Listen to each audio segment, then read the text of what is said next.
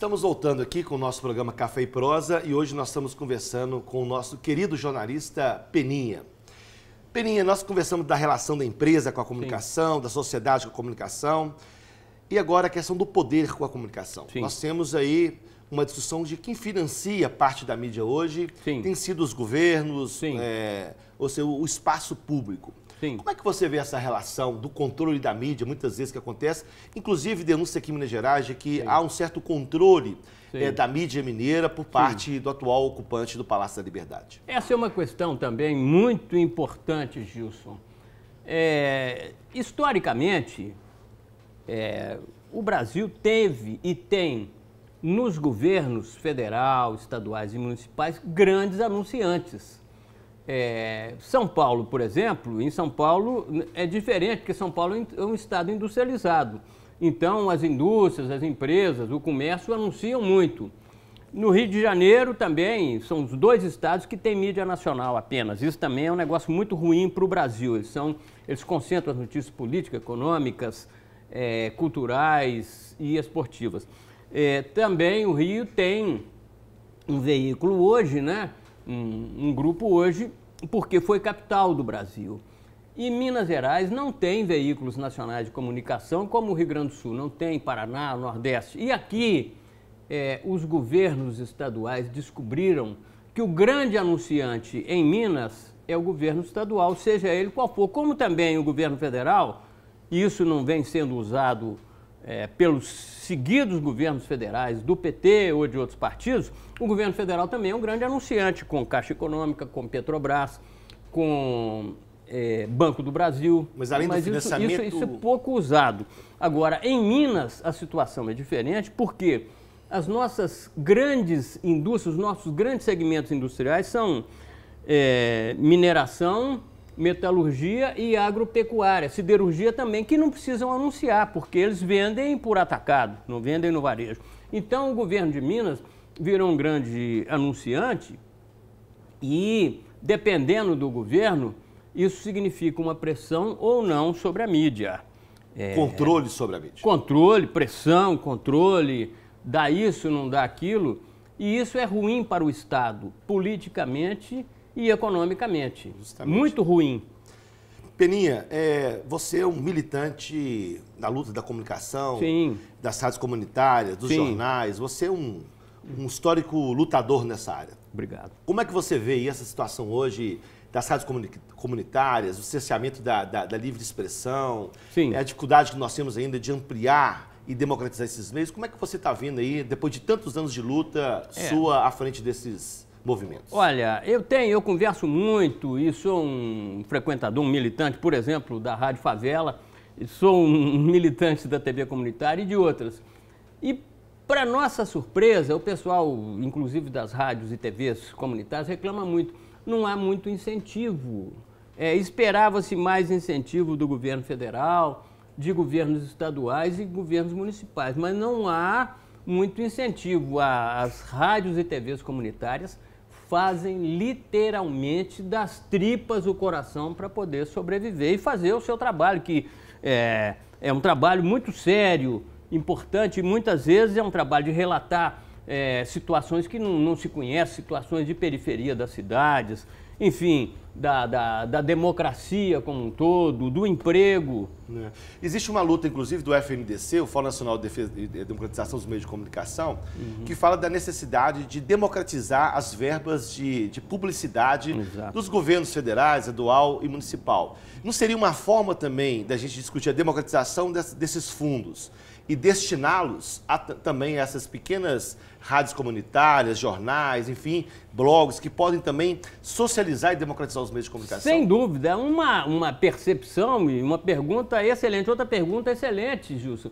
Isso é um desejo, é um sonho há mais de 20 anos das TVs comunitárias, rádios comunitárias, dos pequenos jornais também, que muitas vezes têm um papel importantíssimo. Ninguém quer tirar espaço das TVs tradicionais, jornais tradicionais e rádios tradicionais. Mas é evidentemente que é possível e que há verbas nos governos federais, estaduais e municipais para esses veículos. Não se entende o que acontece. Não se entende literalmente. Você tem toda a razão. Porque recentemente uma pesquisa que eu vi grande parte das receitas da publicidade, por exemplo, no governo federal, se concentra numa única empresa de televisão. Sim. Quase 60%. Isso é uma distorção. Sim. É porque você concentra e acaba também não ajudando no processo de democratização, porque não permite a existência daquelas pequenas empresas. Exatamente. Aí também tem uma coisa, né?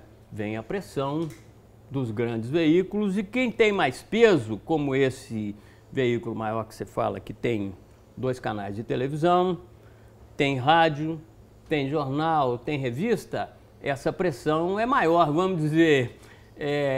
Os grandes veículos são grandes eleitores para a presidência da República, para governos estaduais, governos municipais e para as casas legislativas. Então, é uma pressão muito grande, e aí acaba que os veículos de comunicação comunitária são prejudicados e são prejudicados gravemente. Não é que eles recebam pouca verba publicitária, eles não recebem praticamente nada. Isso é uma distorção muito grave. Distorção. Peninha, nós estamos aí diante de um desafio agora no próximo período, que é a construção de uma alternativa democrática para o meio de comunicação. Sim. Na sua avaliação, esse projeto de lei que está aí recolhendo assinaturas em todo o país, a luta aí pela questão da própria mídia, na mídia eletrônica. Sim. E outras iniciativas, como é que você vê o futuro disso? Nós temos uma perspectiva realmente de democratização ou você acha que vai ter um jogo muito duro aí pela frente no sentido de evitar que a sociedade se apodere da comunicação e democratize essa importante forma de fazer democracia no nosso país? Ô Gilson, o que eu estou vendo é o seguinte, você além de excelente professor, excelente presidente do sindicato e excelente vereador, você é excelente jornalista também, viu? Parabéns, ótima pergunta. Eu acho que aí é uma queda de braços, porque é o que eu digo, ninguém vai querer que a TV comunitária ou a Rádio Favela recebam mais do que os veículos nacionais e estaduais, mas que eles têm direito a uma parcela, e uma parcela significativa dos recursos federais, estaduais e municipais, não há dúvida, mas não recebem praticamente nada. E isso quase que os inviabiliza. É uma luta de militantes e de poucas pessoas que muitas vezes passam aperto na vida, no seu dia a dia. Muitas vezes, quase todos moram nas periferias da cidade. Você tem toda a razão. Era preciso, sim. E era preciso criar comissões de comunicação. No Congresso, o Congresso já tem uma que não funciona bem. Nas Assembleias Legislativas, nas câmaras municipais, com, eu insisto, presença de empresários, inclusive empresários da mídia, jornalistas, trabalhadores de outros segmentos, como professores, enfim, seriam comissões democráticas que discutiriam esses assuntos todos abertamente. Qual é o problema disso? Isso é que ninguém entende. Esses temas não podem ser nem debatidos. Peninha, com a sua larga experiência, qual a mensagem que você mandaria para os nossos telespectadores sobre essa luta? O que você mandaria, olha, como participar dessa luta tão importante pela democratização dos meios de comunicação no nosso país? Eu acho que aí sindicatos, entidades da sociedade civil, enfim, movimentos organizados e até movimentos desorganizados, como esses movimentos de rua, vandalismo à parte que ninguém apoia, devem se integrar nessa discussão, nesse debate, lembrando-se que esse é um ótimo momento. São 25 anos da Constituição, a Constituição tem lá um item sobre democratização dos meios que precisa ser aprovado. A Constituição Estadual, que o ano que vem faz 25 anos, também tem um item que nunca foi regulamentado.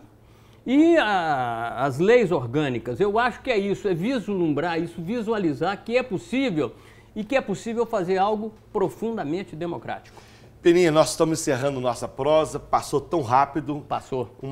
Tantas questões a serem discutidas. Queria agradecer a sua presença aqui no nosso Café e Prosa. Obrigado a você e olha, espectadores, atenção nesse rapaz aqui, porque ele é muito sério, é uma revelação com R maiúsculo da política mineira e acredito que em pouco tempo da política nacional. Obrigado. Estamos encerrando mais um Café e Prosa. Se você quiser participar, mande sugestões para o nosso e-mail abaixo. E até um próximo programa.